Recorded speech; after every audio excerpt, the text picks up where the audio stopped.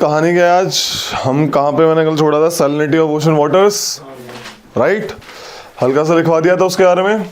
Salinity means the mixture of mineral salts in the sea water leads to salinity of the water. Salinity of more than 24.7 parts per thousand is the upper limit of brackish water. ठीक है भाई? कौन कौन से salt मिले होते हैं लिख लो इसकी क्रोनोलॉजी। कौन कौन से सॉल्ट कैसे कैसे मिले होते हैं? तो ऊपर से है chlorine, sodium, sulphate, magnesium,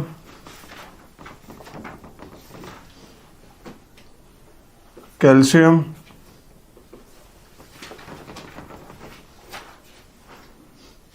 potassium. इसकी टेबल है क्या?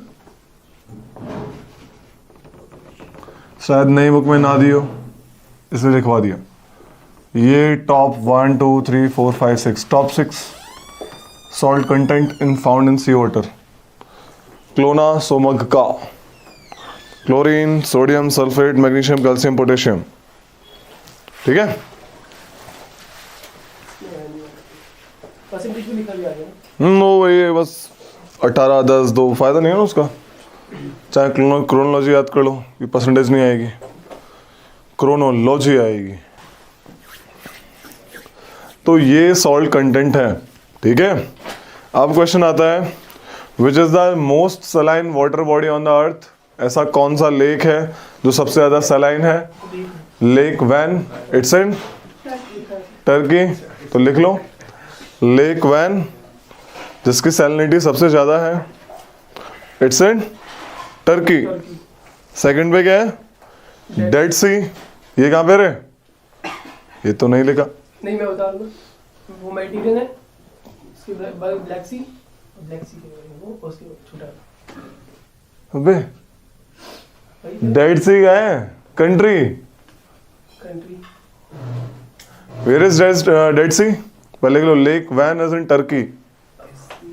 ठीक है? Most saline lake on earth, most saline lake on earth, lake Van in Turkey, most saline lake on earth.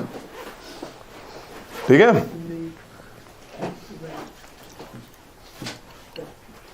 Lake van. Second बात है डेड सी। डेड सी है भाई, इसकी लेक वैन की पता है सैलिनिटी कितनी है? 330 पार्ट्स पर थाउजेंड।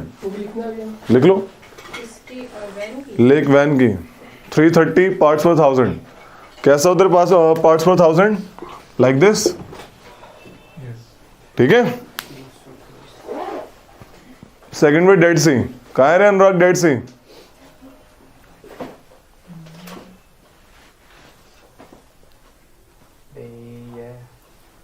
कहाँ पे है? ये तो रहा। कहाँ है डेड सी? ये वो कजाकिस्तान की साइड वाला है। क्या?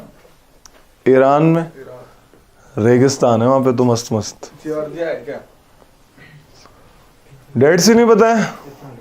वही वाला है ना जो ईरान के ऊपर। Surrounded by 2 countries, Israel and Jordan. लिख लो surrounded by Israel and Jordan, dead sea. Great salt lake, third number, great salt lake, it's an Utah. Utah किस कंट्री का स्टेट है? अमेरिका का होगा। यूएसए। सारा अमेरिका उनका थोड़ी है क्या? अमेरिका, नॉर्थ अमेरिका, मतलब जो अमेरिका कंट्री यूनाइटेड स्टेट्स है उसमें। तो यूएसए बोलो ना उनको। पूरा नॉर्थ अमेरिका उनका है क्या? अभी वो अमेरिका किंगडम से नहीं आता America. USA, United states of America. America तो नॉर्थ अमेरिका भी है, साउथ अमेरिका भी है, सेंट्रल अमेरिका भी है। राइट? स्टेट का नाम क्या था? Utah, UTAH, Utah. Salt lake city, sorry great salt lake, वहां पे सॉल्ट लेक सिटी भी है। ठीक है? लिखो factors, factors affecting ocean salinity are. किस किस फैक्टर पे डिपेंड होता है? Number 1, evaporation and precipitation. evaporation and, जहां पे ज्यादा evaporation होगा वहां पे वाटर क्या होगा, ज्यादा सलाइन होगा. कि evaporation में क्या होता है, पानी पानी उड़ जाता है, सॉल्ट सॉल्ट बच जाता है, तो वहां पे ज्यादा क्या होगा, सैलिनिटी ज्यादा होगी, राइट. आपका और क्या होता है देखो, कि जहां पे प्रेसिपिटेशन बारिश ज्यादा होगी वहां पे सैलिनिटी कम होगी, कि बारिश एक फ्रेश वाटर वाला मामला है, ठीक है. तो जहां पे प्रेसिपिटेशन ज्यादा होती है वहां पे क्या होता है, सैलिनिटी कम होगी. समझ आ रही है. और क्या कहानी होती है, देखो बताता हूं नॉर्मली का और कहानी है. जहां पे रिवर वाटर मिलेंगी, जहां पे रिवर वाटर सी में मिलेंगी वहां पे कंपैरेटिवली ज्यादा फ्रेशनेस होगी, यानी कम सलाइन होगा. रिवर वाटर कैसा होता है, फ्रेश वाटर होता है. तो मुझे बताओ सबसे ज्यादा फ्रेश वाटर कहां में पाया जाता है, सबसे ज्यादा फ्रेश वाटर कहां मिलता है. अबे कंट्री नहीं पूछ रहा, किस वाटर बॉडी में मिलता है, कल लिखवाया था ना. फ्रेश वाटर छोड़ो, वो वाटर ही बताओ. Ground water. नहीं नहीं उससे पहले भी ओशियंस. Yes, number 1 oceans. इतने सारे समुद्र नहीं दिख रहे क्या यार. Fresh water. मैंने क्या बोला बाद में, वाटर ही बता दो, वाटर. ठीक है, तो पहला ओशन, आइस एंड ग्लेशियर, फिर ग्राउंड वाटर. फिर फिर मॉइस्चर, सॉइल मॉइस्चर. देख के क्यों बता रहे हो. आगे की याद नहीं आएगा. बस भी रहेंगे. लेक के बाद soil moisture, atmosphere, river, strip और गैस. उसको कॉपी बंद कराई तुमने, शुरू कर दिया. याद करना है रे, याद करना है. क्या आप पढ़ो, पहला क्या है, ocean. Second ice cap and glacier. Third ground water. Fourth lakes. Fifth soil moisture. Sixth atmosphere. Seventh rivers and stream. And B for biosphere. ठीक है, परफेक्ट.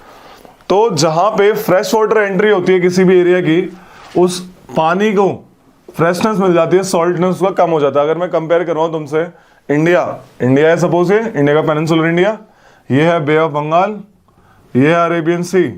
तो बताओ जो मैंने अभी बताया उसके हिसाब से किस में सैलिनिटी ज्यादा होगी, अरेबियन, क्योंकि इसमें रिवर्स हमारी कम मिलती हैं. और यहाँ पे जितनी हमारी सारी रिवर्स किस तरफ फ्लो रही है, यहाँ पे. This is one of the main reason. ठीक है, कि जिसमें फ्रेश वाटर ज्यादा मिलेगा रिवर्स का, वहां पे सैलिनिटी कम होगी. ठीक है. और क्या होता है, प्रेसिपिटेशन जो इसमें लिखी लो साथ में, higher the precipitation lower is the salinity. Higher the precipitation lower is the salinity. आराम से बैठ पा रहे हो वहां पे. हाँ भाई रिवंश, ठीक से बैठ पा रहे हो. थोड़ा आगे आगे तो हल्का सा.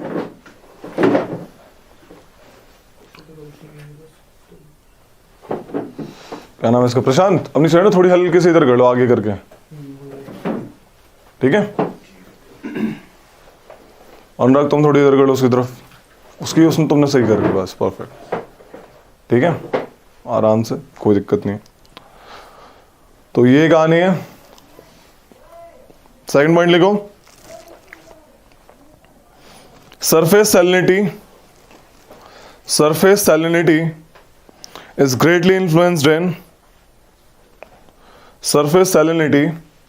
is greatly influenced in coastal region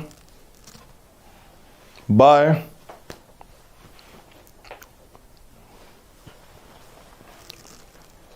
freshwater flow from rivers, freshwater flow from rivers,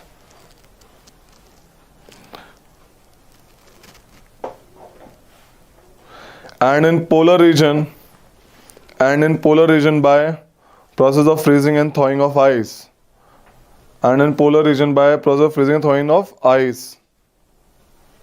third point लिखो, फ्रीजिंग एंड थॉइंग, बर्फ जम जाना.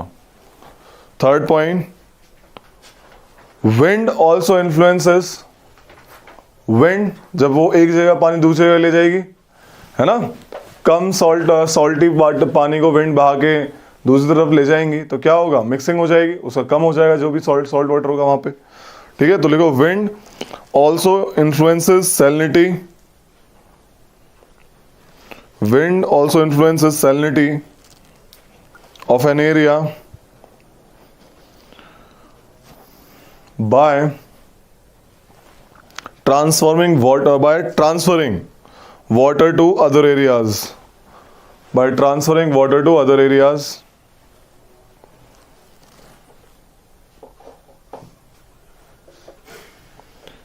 Salinity, temperature and density,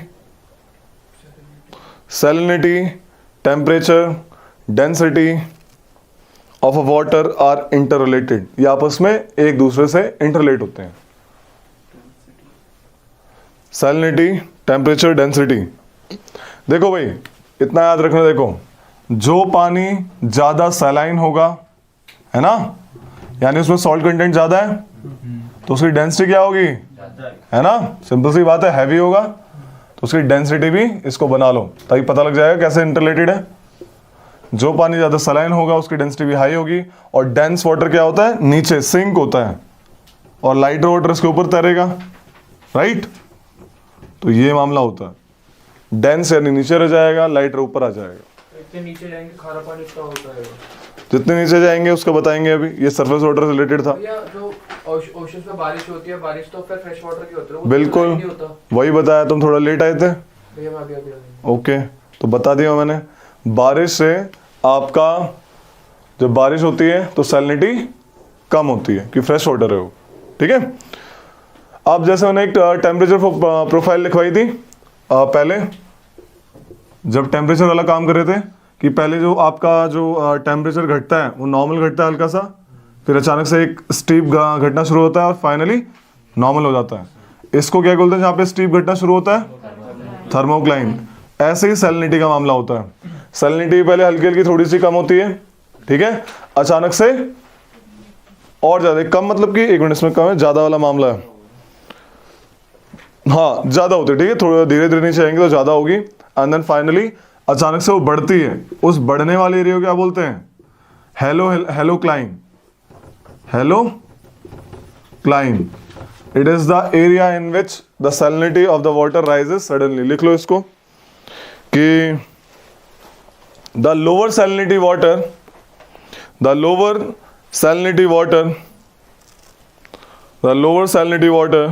rest over the, मैंने बताया लाइटर वाटर ऊपर रहता है, the lower salinity water rest above the higher salinity dense water,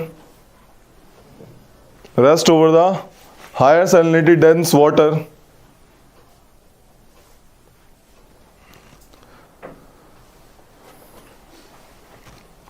Salinity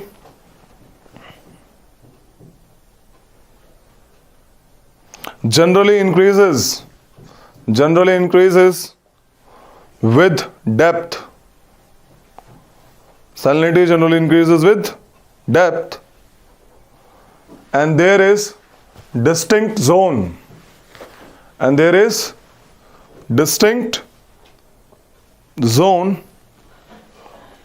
called the halocline, where salinity increases sharply. हाँ भाई, क्या नाम है इसका, क्या नाम है, मनीष। मुझे बताओ, एक क्वेश्चन है,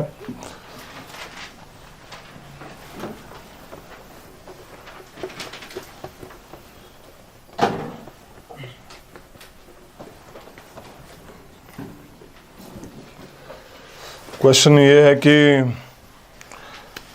एक वाटर है 0 डिग्री सेल्सियस पे, एक -40, एक -4, एक +4 और एक 40।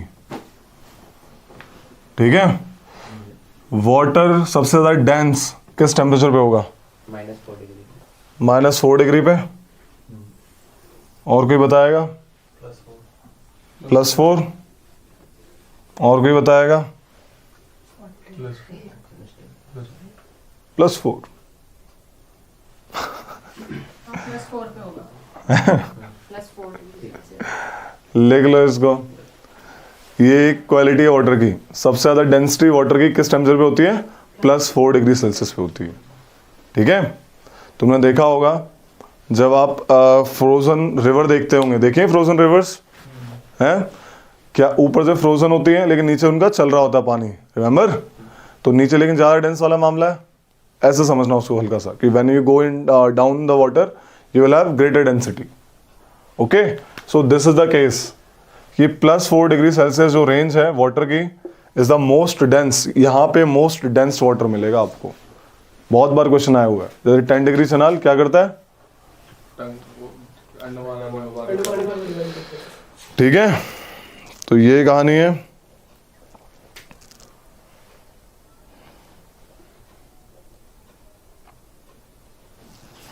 मैंने इसे एक और से लिख लो कि बे of Bengal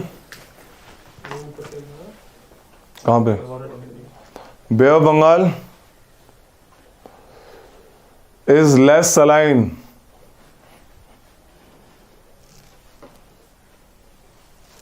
then Arabian sea because of less evaporation and high influx of river water, compared to Arabian Sea. अब आता है मूवमेंट ऑफ वाटर। हमारा जो ओशन वाटर होता है, क्या हुआ? तो ओशन वाटर होता है वो 3 टाइप से मूव करता है। कौन कौन सी?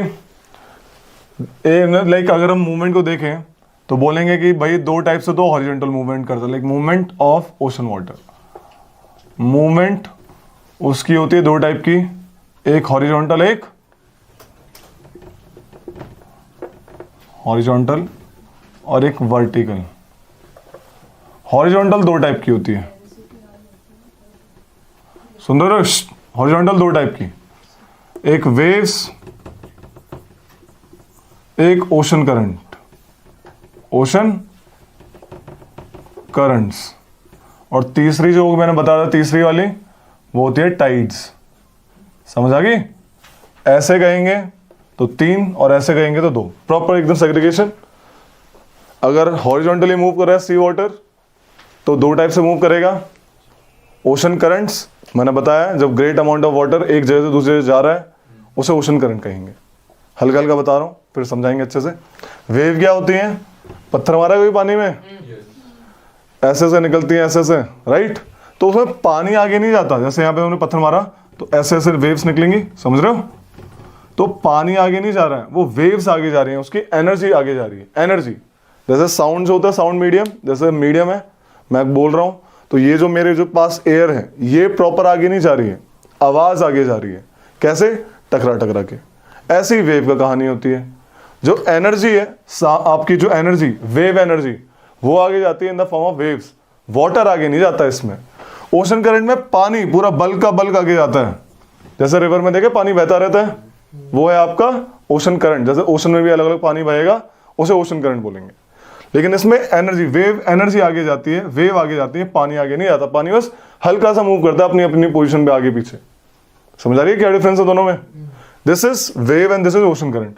टाइड क्या होती है? Vertical rising and falling of water. Vertical rising and falling of water को टाइड कहते हैं। वर्टिकल है जब ऊपर पानी उठ रहा है एकदम मस्त तरीके से, उसे टाइड बोलेंगे। तीनों का मूवमेंट होने का फोर्स अलग है। तीनों का मूवमेंट होने का फोर्स अलग है। वेव जनरली विंड्स करती हैं। आपकी विंड्स जो होती हैं, विंड्स, चलो अब करवाते हैं, इनको लिख लो पहले फटाक से। हाँ बना लो, अच्छा ना, समझ आ जाएगा। क्या दिक्कत है? इसको बना लो कि movement of ocean water are of 3 types, और फटाक से टेबल बना लेना। ठीक है। हॉरिजॉन्टल मूवमेंट दो टाइप में होता है, वेव्स के फॉर्म में, ओशन करंट्स के फॉर्म में।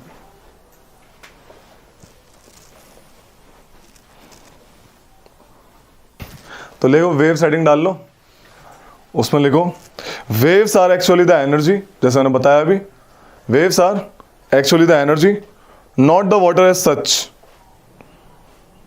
Not the water as such which moves across the ocean surface. Waves are actually the energy, not the water as such, which moves across the ocean surface. Water particles only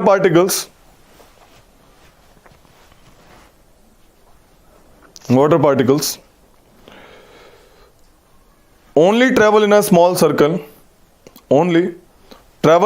small circle, as the wave passes. जैसे पानी के पास से wave गुजरती है, water particle circular motion follow करता है। Open the chapter number 14, circular small circle as the wave passes. फटाक से चैप्टर नंबर 14 खोलो, नीचे वेव का डायग्राम बना हुआ है, दिख रहा है? उसमें देखो, ये देखो रे, ऐसे ऐसे डायग्राम बना होगा।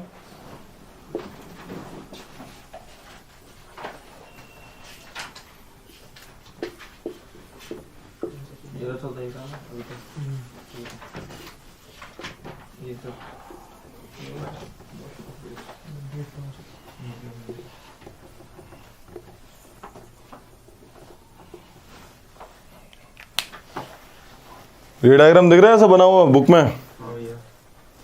तो देखो पानी गोल गोल घूम रहा है हल्का सा, नीचे जो उसमें डायग्राम बना हुआ है। कि क्या होता है, जैसे आगे वाली वेव नीचे गिरती है, वो नीचे के पानी को पीछे की तरफ धक्का मारती है, ओके, जिससे कि जब पीछे वाला पानी जो है वो आगे जाने के लिए फिर वो दोबारा से ऊपर उठता है, लाइक दिस।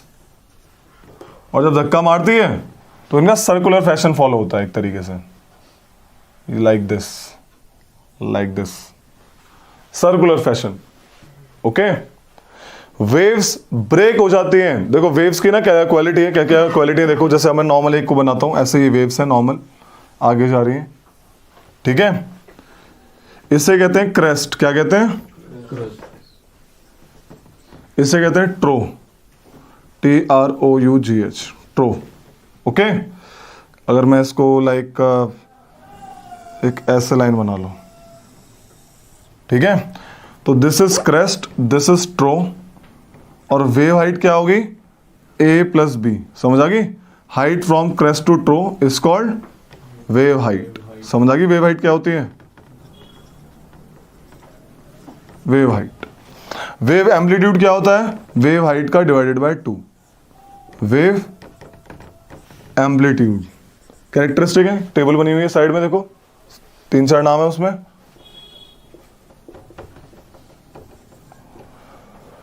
ठीक है, और क्या है? वेव क्रेस्ट एंड ट्रो बता दिया, वेव हाइट बता दिया, वेव एम्पलीट्यूड बता दिया, one of the wave height. Wave period क्या होता है? Time interval. टाइम इंटरवल कि जब दो क्रेस्ट या ये दो क्रेस्ट यानी 1 और 2 क्रेस्ट, या फिर दो ट्रो 1 या 2, ठीक है, या तो दो क्रेस्ट या दो ट्रो जब एक पॉइंट को पार कर रहे हैं, कितने टाइम में कर रहे हैं, उसे बोलेंगे वेव का टाइम पीरियड। ठीक है, 2 सक्सेसिव, दो क्रेस्ट या फिर दो ट्रो, या तो ये वाला पार्ट या फिर ये वाला पार्ट। समझ आ गई? एक ही बात है ना, चाहे उनको ले लो चाहे उनको ले लो। This is wave period. Wavelength क्या होती है? डिस्टेंस। This is distance. जैसे ये था, आपने टाइम निकाला, अभी अगर डिस्टेंस नापेंगे बस, उसे क्या बोलेंगे? वेवलेंथ। वेवलेंथ का साइन ऐसा होता है, लैम्डा। ठीक है रे, वेवलेंथ। वेव स्पीड कितनी स्पीड से जा रही है? नॉट्स में नापते हैं, KNOTS नॉट्स। फाइन। फ्रीक्वेंसी क्या होती है? 1/T। जो टाइम पीरियड आया 1/T कर दो उसको, उतने टाइम पीरियड में कितने ट्रो एंड क्रेस्ट बन रहे हैं आपके, इस टाइप से कितनी साइकिल बन रही। ठीक है, एक कहानी है। वेव खत्म कहां पे होंगी? वेव खत्म तो लिख लो इसको, if if the depth of water is less than half of the wavelength, if depth of water is less than half of the wavelength, then the wave breaks. यानी जैसे ही वेव्स शोर लाइन के पास आएंगी, waves break होना शुरू हो जाएंगी. कब होएगी? जैसे ही उसकी डेप्थ कितनी हो जाएगी? हाफ. किससे? Less than half of the wavelength होगा तो आपकी वेव ब्रेक हो जाएगी, वेव नहीं दिखेगी, वेव मर जाएगी. ठीक है ये कहानी. तो सी शोर पे आके आपकी क्या होती है? वेव ब्रेक हो जाती है. This is all about wave. लिख लो इसमें इसकी फोर्स लिख लो. Most of the waves are caused by wind. Most of the waves are caused by winds driving against the water. जो थोड़ी स्टीप दिखती है, थोड़ी बड़ी दिखती है वेव्स, वो यंग होती है, यानी अभी अभी बनी है. जो दूर से आती हैं वो थोड़ी कम दिखती हैं. ठीक है, तो लिख लो सी waves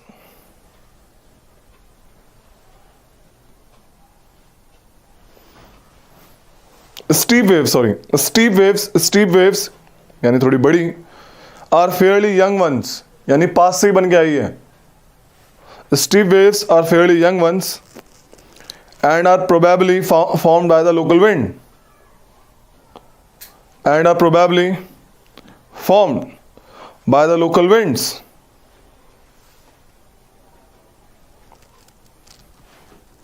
Slow and steady waves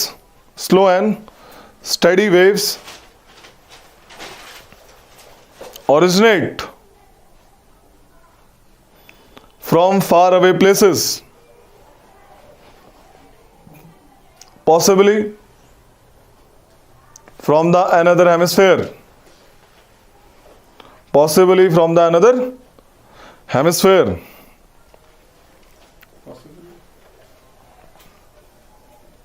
ठीक है, possibly from the another hemisphere. Next is horizontally करवा दें पहले टाइड कर लो. Next movement is tide. Tide.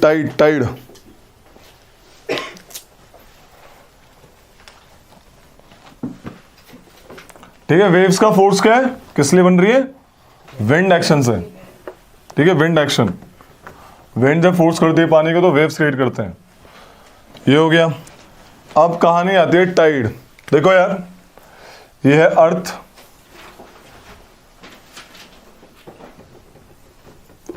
अर्थ पे अट्रैक्शन होता है, ग्रेविटेशनल अट्रैक्शन, ग्रेविटेशनल पुल. तो उसकी तरफ से एक बल्ज होता है, लाइक बल्ज मतलब पानी का उठाव होता है. टाइडल बल्ज किसकी वजह से? Gravitational attraction of moon and sun. ठीक है, सन क्योंकि काफी दूर है उसके लिए लाइक वो बहुत कम माना जाता है, बहुत ही कम, ज्यादा लाइक इतना भी नहीं, but yes it is very very less than, gravitational pull of sun is very very less than that of moon. ठीक है, एक इसकी वजह से होता है. अब इसको काउंटर बैलेंस करने के लिए सेंट्रीफ्यूगल फोर्स यानी रोटेशन ऑफ अर्थ की वजह से एक और बल्ज क्रिएट होता है, and that is due to rotation of earth which is called centrifugal force. तो सेंट्रीफ्यूगल फोर्स की वजह से एक और बल्ज क्रिएट हुआ, सेंट्रीफ्यूगल फोर्स की वजह से एक और टाइडल बल्ज क्रिएट हुआ अर्थ पे टू काउंटर बैलेंस दिस. तो basically there are two tidal bulges appear on the earth because of two different forces. This is gravitational attraction of moon and sun, and another due to centrifugal force of because of rotation of the earth. ठीक है, ये कहानी diagram देखो. Open this diagram. दिख रहा है? तो इसलिए दो बल्स दिखते हैं हमेशा अर्थ पे इस टाइप से. One is because of centrifugal force and one is because of gravitational attraction of sun and moon. अब ये होती है कहानी. तो इससे टाइड्स बनती हैं. अब कमाल की बात ये है यार, हमारे जो सन और मून की पोजीशन है, ठीक है, ये दिन में कभी कभी जैसे कि डायरोनल टाइड्स दिन में 2 बार होंगी. ठीक है, डायरोनल दिन में 2 बार. आपकी क्या कहते हैं सेमी डायरोनल 24 घंटे में 4 बार होती है बेसिकली. वो जैसे ये 24 घंटे में डायरोनल वाली क्या होगी, एक दिन में एक रात में, ऐसे करके 12 घंटे गैप में. आपकी सेमी टर्मिनल क्या होगी, हाफ हाफ डे में कि 6 घंटे में एक बार, तो बेसिकली 4 बार। आपकी मिक्स टाइड वो अलग है, उसको छोड़ो। तो बेसिकली हमको ये टाइड पता होती है, क्यों कि कब उठने वाली है, because we know the exact position of sun and moon, because of our like geography and because of our science we have calculated the exact position of sun and moon, so that we can calculate that when the next tide will rise and when the next tide will fall। ये कहीं समझ आ रही है? तो इसका फायदा हुआ। Tides beneficial होती हैं कहां पे, किस फॉर्म में बेनिफिशियल होती हैं? हाँ, एनर्जी बनाने में, बिल्कुल, टाइडल एनर्जी। हम लोग इलेक्ट्रिसिटी बना सकते हैं इसको, क्योंकि electricity is what, it's energy. We can convert the form of energy of tidal to the electricity, right, tidal power plants. और क्या कर सकते हैं, देखो क्या होता है, जैसे हमारा वेस्ट बंगाल वाला एरिया है, ठीक है, ये वेस्ट बंगाल वाला एरिया, यहाँ पे डेल्टा वाला मामला है, राइट, मिट्टी है, तो शिप्स अंदर तक आ नहीं पाती, ओके, धंस जाती है। लेकिन जब टाइड आती है तो शिप्स क्या करती हैं, यहां पे आके खड़ी हो जाएंगी, और जैसे ही टाइड का वेट करती हैं, टाइड आती है तो फटाक से अंदर चली जाती है और अगली टाइड के साथ बाहर आती है। तो ये हेल्पफुल है नेविगेशन में, पोर्ट्स को अच्छे से काम करवाने में। और क्या काम है इनका, यहां पे पॉल्यूटेड वाटर इकट्ठा हो गया, टाइड के साथ चला गया पॉल्यूटेड वाटर, पॉल्यूशन रिमूव करने के लिए पोर्ट्स पे। और क्या काम आता है, सेडिमेंट्स रिमूव करने के लिए, यहां पे सेडिमेंट है, बताया मैंने, सेडिमेंट रिमूव कर देती है। तो टाइड्स के ये फायदे हैं, बेनिफिट्स ऑफ टाइड्स। नेविगेशन के लिए काम आती है, सिल्टिंग एंड डिसिल्टिंग यानी कि सिल्ट हटाने के लिए काम आती है पोर्ट्स का, बिल्कुल, फिशिंग में काम आती है। जो आपके क्या कहते हैं, आपके फिशरमैन होते हैं, उन्हें दिख रहा है टाइड आ रही है, बाद में जाएंगे, ठीक है, kind of that thing. Islands को भी कनेक्ट करती है, आइलैंड्स भी आराम से, तो जैसे रात को दिखता है क्लियर, ओके, दिन में, और हाँ रात को नहीं दिखता, दिन में क्लियर हो जाता है थोड़ा बहुत। अरे वो मैन में देखा है कि हाई टाइड है, वहाँ वो करता है, ठीक है। तो ये कहानी है टाइड्स की, फाइन। तो टाइड समझ आया, टाइड, आप लिख लो इसके बारे में, थोड़ा लिख लो फटाक से। द पीरियोडिकल, मतलब ये दिन में 4 बार आएंगे, अलग अलग टाइप की टाइड है, बताऊंगा, अभी बता रहा हूं। The periodical rise and fall, the periodical rise and fall of the sea level once or twice a day, the periodical rise and fall of sea level once or twice a day, mainly due to attraction of sun and the moon, is called tide. Okay?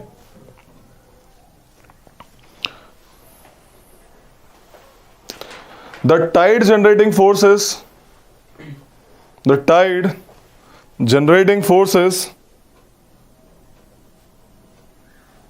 is the difference between gravitational attraction of sun, gravitational attraction of moon and sun, एक साथ लिख दो, moon, attraction of moon and sun, and centrifugal force.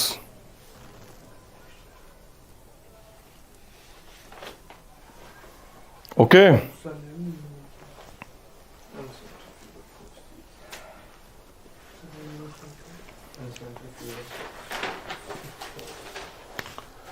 इसमें देखो, page पलटो अपना, book खोलो book, उसमें देखो टाइप्स ऑफ टाइड दिख रही होंगी, टाइप्स ऑफ टाइड दिख रही हैं।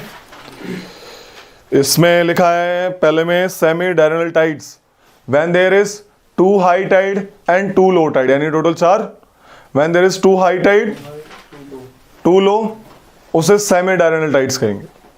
When there is 1 high tide and 1 low tide, उसे diurnal tide कहेंगे। मिक्स में क्या होता है, देखो ये जो high tide and low tide, इनकी हाइट सेम है, बस नाम अलग है। इनकी हाइट दोनों की सेम है, नाम अलग है। मिक्स टाइड में क्या होता है, हाइट डिफरेंस आ जाता है, देख लो इसमें, ठीक है। मिक्स टाइड्स में क्या है, बेसिकली आपका हाइट वेरी करती है, ठीक है, कुछ स्मॉल कुछ ज्यादा। अब आता है एक बहुत अच्छा क्वेश्चन, बहुत अच्छा फैक्ट, कि सबसे ज्यादा वर्ल्ड की हाईएस्ट टाइड कहां पे होती है। वर्ल्ड की सबसे ज्यादा हाईएस्ट टाइड होती है बे ऑफ फंडी में, it's in Canada, Nova Scotia, okay, bay of Fundy लिख लो। World's highest tide occurs in bay of Fundy, tourist place है, लोग जाते हैं देखने। 15 से 16 मीटर की टाइड आती है यहाँ पे, 15 से 16 मीटर की, बताओ। ठीक है, ये देखो। अब है एक चीज, नीप टाइड्स एंड क्या कहते हैं, स्प्रिंग टाइड्स। ये इंपॉर्टेंट है, ये बहुत बार सीडीएस में आता है। ये डायरोनल और सेमी डायरोनल नहीं आएगा मोस्ट प्रोबेबली, लेकिन आता क्या है आपका, नीप टाइड्स एंड स्प्रिंग टाइड्स, कि बनती कैसे हैं। देखो यार, ये है earth, right, this is earth, यहां बनाते हैं कि this is earth, right, this is moon, this is sun. Moon round लगाता है इसके, है ना, ऐसे। तो मून तो कहीं भी आ सकता है इन अ मंथ। तो जब मून की पोजीशन इसके स्ट्रेट लाइन में होती है, कब होती है, जब मून की पोजीशन अर्थ के स्ट्रेट लाइन में होती है, या तो यहां हो सकती है और कहां हो सकती है ना, या तो मून यहां हो। तो in both cases when sun, moon and earth are in straight line, तो जो टाइड उठेंगी उसे कहेंगे स्प्रिंग टाइड्स। क्या बोलेंगे, spring tides. when this thing occur, इसमें एक हाई टाइड होती है, एक लो टाइड होती है, 15-15 दिन का गैप, क्योंकि एक महीने में तो मामला हो जाता है। दिस इज, ये अमावस का चांद है या उसका चांद है, this is new moon day.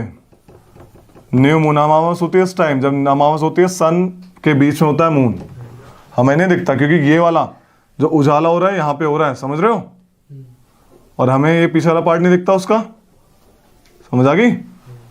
तो हम तो यहाँ है ना बेसिकली। ये कौन है, प्रशांत, मून नहीं दिख रहा, और जब यहाँ पे है आपका मून तो सन की रोशनी तो मुंह पे पड़ रही है इसके, तो ये वाला पार्ट इसका ऐसे रहता है और ये वाला दिखता है हमको। This is full moon day, full moon day. In new moon day, in full moon, मतलब डे थोड़ी, in new moon time and full moon time you have spring tides. What does it mean, when sun, moon and earth are in straight line. समझ आ गया। अब क्या है, अब इसका उल्टा ले लो, जब मून यहां पे होगा और जब मून यहां होगा, समझ आ रही है। तो इसमें क्या है, सन और मून का काउंटर बैलेंस हो जाता है फोर्स का मामला। तो टाइड्स इतनी ऊंची नहीं उठ पाती, इतनी ऊंची उठनी चाहिए, बिकॉज ऑफ दिस रीजन। ये दोनों आपस में काउंटर करती हैं, समझ आ गई, उन्हें नीप टाइड्स कहते हैं। भैया आपने तो कहते हैं सूरज की, सन की बहुत कम फोर्स होती है। बिल्कुल होती है, लेकिन कम बेशक होती है, हल्का सा कहीं ना कहीं काउंटर करता है, जिसकी वजह से वो टाइड की हाइट को गिराता है। ठीक है, ग्रेविटेशनल फोर्स तो लगी रही है, तभी तो अर्थ घूम रही है सन के अराउंड, वरना क्यों घूमती अगर नहीं लगती तो। ठीक है, तो लिख लो नीप टाइड, हेडिंग डालो स्प्रिंग टाइड्स एंड नीप टाइड्स। स्प्रिंग टाइड में लिखो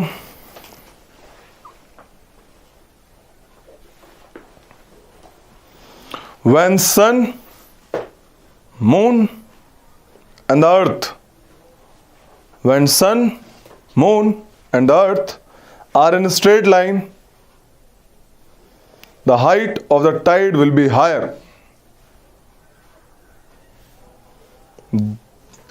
This is लिखो, when the sun, moon and the earth are in straight line, the height of the tide will be higher. These are called spring tides.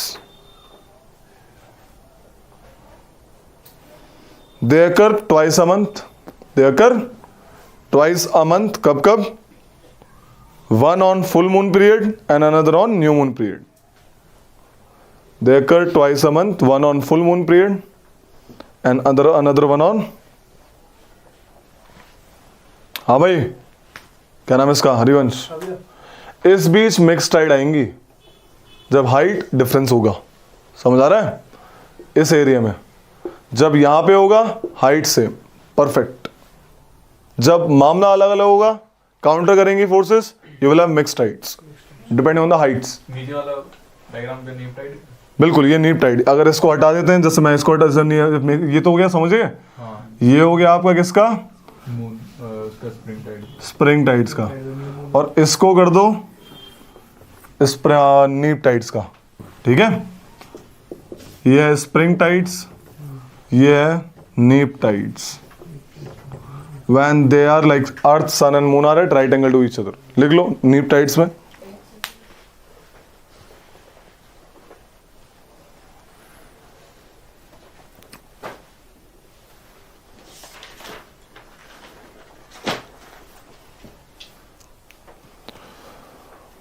नीप tide में लिखो, नीप tide में।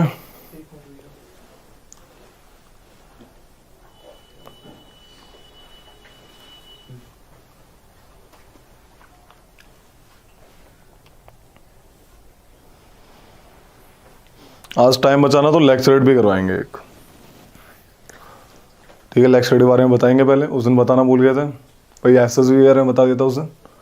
पहले lecturette बताएंगे और लेक्चरेट करवाएंगे। आजकल इंडो चाइना बहुत चल रहा है, हाँ भैया। सीनो इंडिया पूछते हैं थोड़ा हल्का फुल्का, साइनो। तो ये कहानी है भैया हम्म सेकंड। भैया जब आपने बोला कि यहाँ पे फोर्स काउंटर होती है, हम्म तो वहाँ पे तो बे ऑफ हुंडी में तो भैया 15 से 16 मीटर की टाइड जा रही है। हम्म तो वो तो? कैसे जा रही है जब काउंटर हो रही है तो? This is because of this thing, spring tides वाला एग्जांपल बे ऑफ फंडी में। These are the places. Bay of Fundy का एक और कारण है, बे की शेप्स भी आपकी टाइड को बढ़ाती हैं। बे का जो शेप है ना, जिस जैसे like shape of the bay also creates the tides, मतलब raises the height of tide कहेंगे इसको, लाइक, ठीक है। समुद्र के खाली पानी में ज्यादा हाइट की टाइड नहीं होंगी एक तरीके से, you will have greater height of tides in the bay area, ठीक है। तो ये कहानी है। अरे अलग अलग टाइड उग रही हैं, मतलब अलग अलग एरिया में बढ़िया बढ़िया आ रही हैं, सबका मामला अलग अलग अलग डिस्टेंस पे है। तो वहां पे कोई तो होगा ना किसकी सबसे ज्यादा टाइड, हर एक पे बराबर थोड़ी उठेगी। हर एक वाटर वाला मामला अलग है, वाटर एरिया सब पे अलग अलग जगह पे है, सब एरिया पे अलग अलग अमाउंट का ग्रेविटेशनल फोर्स लग रहा है depending on the distances. Then you will have that area, bay of Fundy वाला area, because of the shape of bay to you have the highest amount of tide in that area, ठीक है। तो ये कहानी लिखो रे अब नीप टाइड में। नीप टाइड में लिखो, when sun moon, when sun, moon and earth are right angle to each other, are right angle to each other, then forces of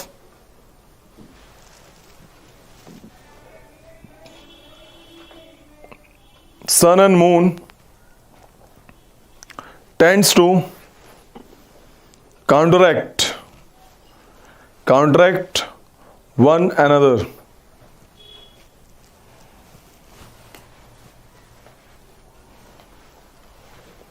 ठीक है। जब सन सबसे पास होता है अर्थ के, क्या बोलते हैं उसे, पेरिहीलियन। जब सन और अर्थ सबसे पास होते हैं, ठीक है। एपीहीलियन जब सन एंड अर्थ सबसे वाइड होते हैं और ये पास दूर, ठीक है। एपीहीलियन। इनकी एग्जैक्ट डेट्स पता है हम लोगों को। This is 3rd Jan, this is 4 जुलाई। ऐसे ही मून के रिस्पेक्ट में भी कहानी होती है, उसे पेरिजी एंड एपोजी कहते हैं। पेरिजी, PERIGEE, पेरिजी। इट्स इसका टाइम दिया है? नहीं दिया इसका टाइम। एपोजी जब मून और अर्थ डिस्टेंट सबसे दूर होते हैं और ये सबसे पास, लिख लो इसको भी, PERIGEE, पेरिजी। ऊपर से लिख लो, क्या कहते हैं इसको, perihelion. Perihelion is the time when earth and sun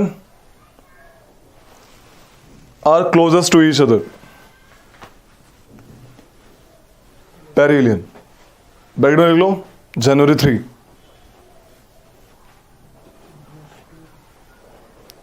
एपिलियन में लिखो एपिलियन, when sun and earth are farthest from each other,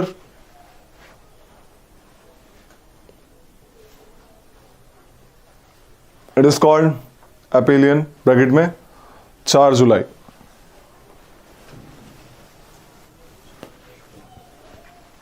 ठीक है,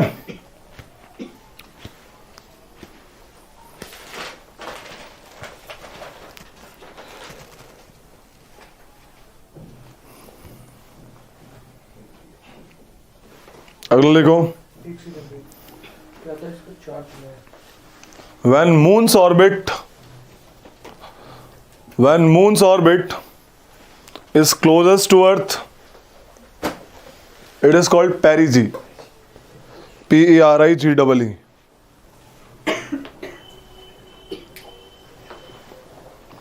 PERIGEE।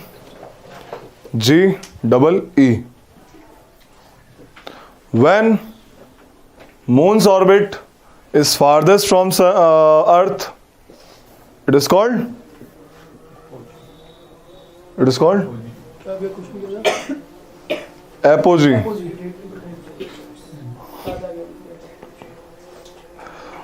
होमवर्क लिख लो, इंपॉर्टेंस ऑफ टाइड लिख के लाओगे, बता दिया मैंने नेविगेशन में। ठीक है, एंट्रेंस ऑफ शिप के लिए काम आती है, tidal energy power plant, tidal power plant के लिए काम आती है।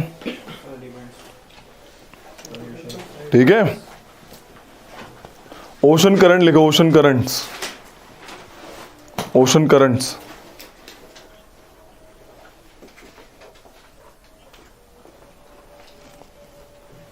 Ocean current are regular transfer of volume of water in a definite path and direction. Regular transfer of volume of water in a definite ocean current, पता ही है normally cold and warm होते हैं। ठीक है, फोर्स लिख लो इनकी हल्की सी, कि the primary forces that influence the currents are number 1 heating by solar energy, heating होगी, low pressure high pressure create होगा, पानी एक दूसरे से दूसरी जगह पे जाएगा। ठीक है, सेकंड विंड्स, विंड भी पानी ले जाती है। थर्ड ग्रेविटी, जहां पे हाई डेंसिटी वाटर होगा वो नीचे चला जाएगा। ठीक है, क्या होता है यार ग्रेविटी का, मैं ऐसा समझो कि इक्वेटर पे ना थोड़ा सा पानी उठा हुआ रहता है, इक्वेटर पे पानी एक्सपेंड होता है बिकॉज ऑफ थर्मल एक्सपेंशन। ठीक है, पोलर साइड में पानी ठंडा होता है, डेंसिटी की वजह से भारी हो जाता है, और भारी की वजह से क्या होगा, ग्रेविटी की वजह से नीचे जाएगा। तो पानी फिर इक्वेटर से जाता है किस तरफ, ऊपर की तरफ। This is gravity. ओके, तो इक्वेटर पे थोड़ा सी लेवल हाई है because of thermal expansion of water, because of higher heating on equator, जिसकी वजह से फ्लो हो रहा है इस तरफ, इक्वेटर से दूसरी तरफ। देखो करंट्स भी देखो, you can see the currents, equator से दूसरी तरफ जाते हुए देखेंगे ओशन करंट्स। देखो अगले पेज में, अगला पेज पढ़ लो बस सीधा, दिख रहा है बुक में ही, अरे बुक में ही देख लो यार, बुक में ही अगले पेज में, open the book, you can see in book 2।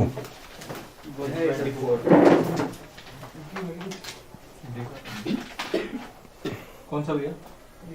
Last page खोलो इस चैप्टर का, जा रहे हैं इक्वेटर से ऊपर की तरफ, नीचे की तरफ। हाँ भैया नीचे जा रहे हैं। तो this is the case only. मैं बता रहा, रिपीट कर क्या आपका इक्वेटर पे हाई हीटिंग होने के कारण, थर्मल एक्सपेंशन होने के कारण थोड़ा सी लेवल ज़्यादा है वहाँ पे, ठीक है, इक्वेटर पे, जिसकी वजह से क्या होता है, वाटर लेवल हाई है। और पोलर एरिया में क्या है, थोड़ा सा डेंस मामला है कंपैरेटिवली, तो थोड़ा नीचे शिफ्ट हो जाता है, तो इसकी वजह से मामला इक्वेटर से ऊपरी तरफ जाता है। Okay, so this is the case. अब है आपका नेक्स्ट, अगली लिखो line, Coriolis force. Coriolis force का क्या काम है, डायरेक्शन बदलना, राइट इन, अबे right in northern hemisphere and south in left in south. Very good, याद रखना इसको। क्यों होती है कोरियोलिस फोर्स, रोटेशन ऑफ अर्थ। ज्यादा कहां पे होगी, वेरी गुड, ताली बजाओ सुधीर के लिए। कम हो गया, नहीं होगी, देयर इज नो इक्वेटर, ना कोरियोलिस फोर्स इक्वेटर, अरे नहीं है साइक्लोन वहां पे, ठीक है। और इसको कर लो याद, ये मैंने पहले ही करवा दी है ड्यूरिंग द क्लासेस, ये चीज है ना। तो करंट्स हैं, ये पहले मार्क करवा दिए। इसमें बस क्वेश्चन क्या आएगा, वार्म एंड कोल्ड और किस तरफ बह रहा है, बेसिक क्वेश्चंस लिखो। Currents on the west coast of continent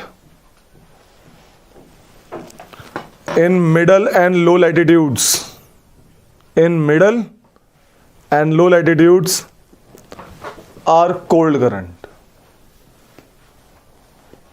ठीक है। currents on the west coast of the continent in low and middle latitudes are cold current। इसका ऑपोजिट ईस्ट कोस्ट पे कौन से होंगे, मिडल लो पे वार्म, लिख लो। currents on the east coast of the continent in low and middle latitude are warm current।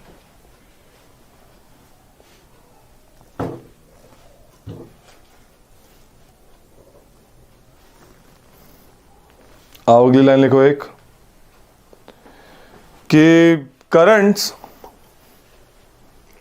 on the west coast of high latitudes, currents on the west coast of high latitudes are warm current।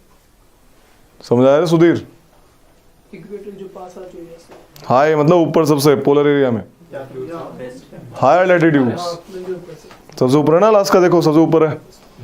Currents on the west coast of higher latitude are warm current, और east में क्या हो जाएगा, cold, जैसे Labrador. Current on the west coast, अबे पहली line तो लिख लो, west coast of higher latitudes are warm current. अब इसका उल्टा, currents on the east coast of higher latitudes are cold, are as cold current, ठीक है। देख लो लैब्राडोर एग्जांपल डालना है तो ईस्ट कोस्ट पे है, कोल्ड है, लेकिन ओयाशियो क्योशियो, देख लो ओयाशियो क्योरोशियो, ये मिडिल लैटिट्यूड्स के हैं, ठीक है। ओयाशियो क्योरोशियो क्या है, बिल्कुल ये हायर लैटिट्यूड क्या है, देखो Oyashio is cold and Kuroshio is warm. एक और चीज, एक और बताता हूं, देखो सुनो, आप ध्यान दे, इतनी प्यारी बात बताऊंगा, लुक एट हियर। जहां पे भी कोल्ड एंड वार्म करंट मिलते हैं, जहां पे भी cold current and warm current मिलते हैं, वहां पे एक मिक्सचर क्रिएट होता है। जहां पे कोल्ड, गर्म और ठंडा मिलेगा, गुनगुना बनेगा, और गुनगुना बनेगा तो फायदा होगा किसके लिए, एक्वेटिक लाइफ के लिए। यहाँ पे प्लैंक्टन्स बन जाते हैं। प्लैंक्टन्स क्या है, फिश का खाना, फाइटोप्लैंक्टन्स, जू प्लैंक्टन्स, छोटे छोटे प्लांट्स और एनिमल्स यहाँ पे बच जाते हैं। एक फॉगी कंडीशन हो जाती है, गर्म और ठंडा मिल रहा है, फॉग टाइप हो जाएगा, तो यहाँ पे नेविगेशन के लिए दिक्कत आती है, उनको दूर का नहीं दिखता, फॉग में कैसे दिखेगा, ठीक है। लेकिन यहाँ पे फिशिंग ग्राउंड के लिए बहुत अच्छा है, वर्ल्ड के बेस्ट फिशिंग ग्राउंड उस एरिया में मिलते हैं जहाँ पे वार्म एंड कोल्ड करंट मिलेंगे। क्यों, कि फिश का खाना तैयार हो रहा है वहां पे, अब कुआं तैयार हो रहा है, प्यासा आएगा ही आएगा, राइट। तो फिश यहाँ पे खाना खाने आएंगी। जैसे देखो जापान, जापान की one of the largest industry है fishing industry, because of this current, Oyashio and Kuroshio. वहां पे ज्यादा खेती नहीं होती, वो लोग फिश इंडस्ट्री पे ज्यादा डिपेंडेंट है, बहुत अच्छा रेवेन्यू आता है इस इंडस्ट्री से उनके पास। सी फाइव सी याद है? ठीक है, कर रहे हो बे? तो लिख लो, the mixing of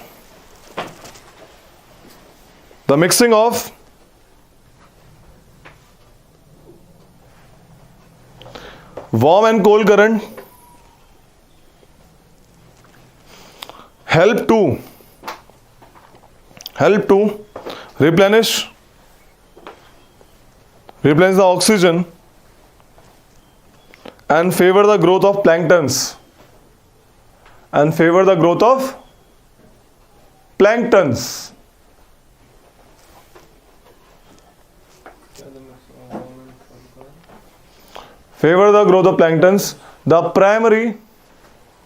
the primary food of fish population, fish community, fish population, planktons खाती हैं वो। the best fishing grounds of the world exist mainly in these mixing zones. Therefore, the best fishing grounds of the world exist mainly in these mixing zones. समझ आ गई भाई क्या कहानी है? तो जहाँ पे मिक्सिंग हो रही है देखो, वहाँ पे वर्ल्ड के बेस्ट फिशिंग ग्राउंड्स हैं भाई, बढ़िया बढ़िया एकदम। यहाँ तो उल्टा हो रहा है, कहाँ पे? यहाँ दूर जा रहा है, कहाँ पे? अलास्का। हाँ वो तो दूर है, बिल्कुल बिल्कुल बिल्कुल बिल्कुल, लेकिन हल्का हल्का रहेगा वहाँ पे भी, हल्का हल्का, ठीक है, हल्का हल्का रहेगा, सिर्फ एक ही है वो, ठीक है। पेन वाला, साउथ अमेरिका। अबे इधर देखो ना, साउथ अमेरिका में आओ, देखो साउथ अमेरिका में हाँ ये दिख रहे हैं, ईस्ट साइड में। फॉकलैंड करंट, फॉकलैंड है, Falkland current and Brazilian current. Okay, जहाँ पे मतलब आसपास भी दिखेंगे ना, चाहे दूर जा रहे हैं पास जा रहे हैं, वहाँ पे होगा कम से कम। ओके, और कहाँ पे मिलती है फिश आपकी फिश कम्युनिटी मिलती है, और आपके शैलो वाटर बॉडी पे, कॉन्टिनेंटल शेल्फ। ओके, हाँ भाई कहाँ खो गए, कहाँ पहुँच गए? ज्योग्राफी खत्म हुई, डर लग गया। इसका लास्ट चैप्टर इकोलॉजी के ऊपर है, उसको साइंस में करवा देंगे, एनवायरनमेंट में अलग से करवा देंगे उसको, कुछ नहीं है इसमें। Food chain, food time, trophic level से उसको एनवायरनमेंट में एक साथ, लाइक वही ना, चार चीज एक बार पढ़ाने का फायदा नहीं है, उसमें कंप्लीट करवाएंगे, सब हो जाएगा उसमें। ओके, जल्दी खत्म हो गई।